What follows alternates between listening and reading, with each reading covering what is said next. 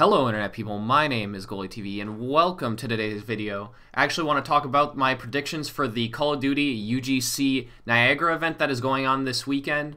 But before I actually get on that topic, I want to have a quick note about the gameplay. This is actually from Kingdom 8's, so this is 4v4 competitive Nuketown CTF, which if you don't know what Kingdom 8's is, basically every night or every couple nights, me and Kingdom will get on a game. We'll get on either MW3, Black Ops 2, or Call of Duty Ghosts, and we'll play some 8s with some of his subscribers. A lot of fun, so if you guys stay up late night, just watch for his tweets. Some nights he'll tweet out, he'll do like a pre-tweet an hour ahead of time, letting you guys know that we're going to be playing 8s that night. But it's a lot of fun, I really enjoy it, and you guys might be seeing some more gameplay from Kingdom 8's on my channel, because I really enjoy it. I enjoy it more than playing Call of Duty Ghosts competitively right now. So, now that we're past that, let's actually get on to my predictions about the UGC Niagara event. So I'm going to go basically over my top 3, and I'm going to give you like 2 dark horses, which I think we should really look out for at this event. So obviously, I don't think we can count on Complexity yet. So Complexity has always been the #1 team, and until they get defeated 2-3 events in a row, I think Complexity is gonna always be in my top 3 predictions. Says I made a video a little while back, about 2 weeks ago, where I said dethroning Complexity is not beating them at one LAN event like how Strictly Business did at the Call of Duty US World Championships. And I'm going to stand by that statement. I don't think Cole will be defeated until they win more than one LAN event in a row. Now, let me say this. I do think that they are underprepared for this event, and it was probably extremely stressful on Krim for getting his passport back in Seattle and having to overnight it to Niagara. I could see, honestly, if there was a LAN event for Complexity to lose this year, I think it would be this LAN event, but I don't see them losing it still, because they're Complexity. They always find a way to win.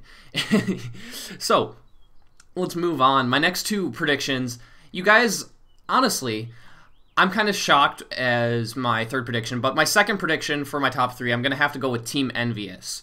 Team Envious has been playing absolutely phenomenal ever since they picked up Parasite. I'm really happy with the Envy roster right now. I actually I even changed my background to EOD wallpaper, even though I'm TK all day. Like, I love this Envy roster, and you know, I'm really still salty about what Envious did to Rambo, and they kind of just pushed him off to the sides. But I really enjoy watching Parasite on this roster. I think he's a good fit. And he's exactly the Rambo player, except he's more consistent than Rambo. So I think it was a perfect fit for the team, even though I'm disappointed with how the whole situation between Rambo and Rambo and Parasite trading thing went down.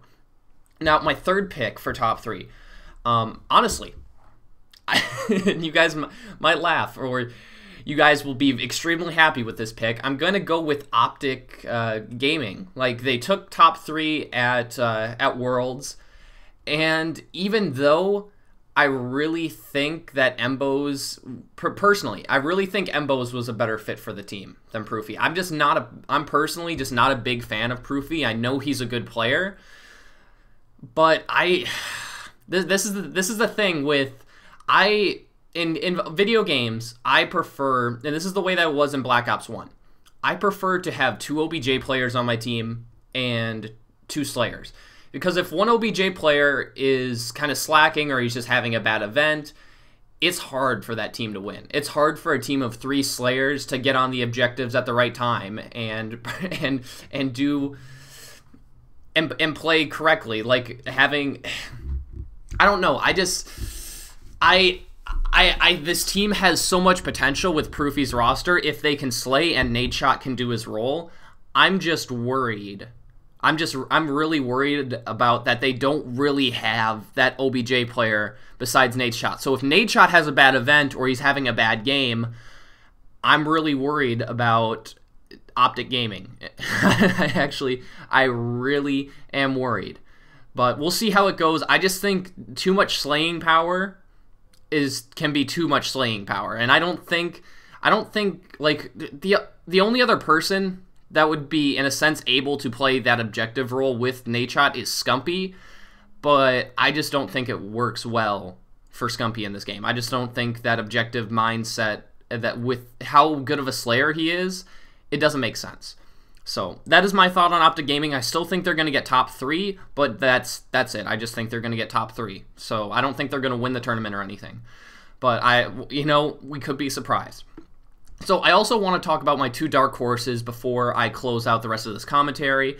And the 2 dark horses I'm going to both go with are Wild Gaming and Curse Black. So let's talk about Wild Gaming first. So the Wild Gaming roster right now is Demented, FaZe, Wolf, and, excuse me, I have to look at my notes, and Chino from Curse Youth, excuse me. So that is the roster, and they have managed from Pro Points to get the 9th ranked seed into this LAN event, if I'm not mistaken. And they're seen as online warriors. They're Canadian warriors, is what a lot of the community looks on them to be. As two of them live in the exact same house in Canada. So I think this is really a chance with them having that 9th seeding in the bracket. I think this is really their chance to prove to the world that they're not online warriors and that they're better than getting knocked out by Optic almost every 2K. So we'll see how it goes. I've played them in the past. They're a good team, but they do definitely have a strong presence online. But we'll see how it goes. So my other team, last team I wanted to talk about before the end of this commentary is Curse Black.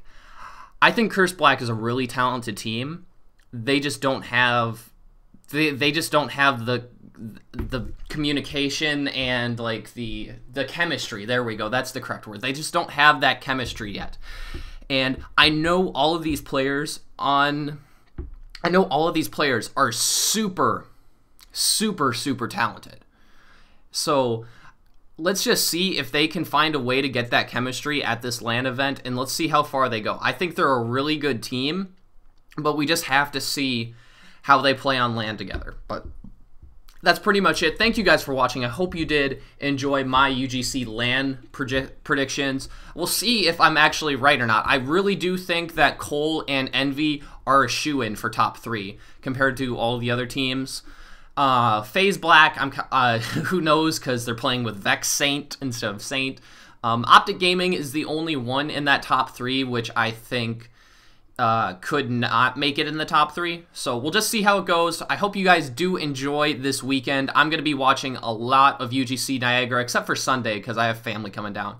But thank you guys for watching. I hope you did enjoy the video. Make sure to leave a like if you like the video. All that stuff. Do the clickety-clack down below, as Golden Boy would say. And I'll see you guys later.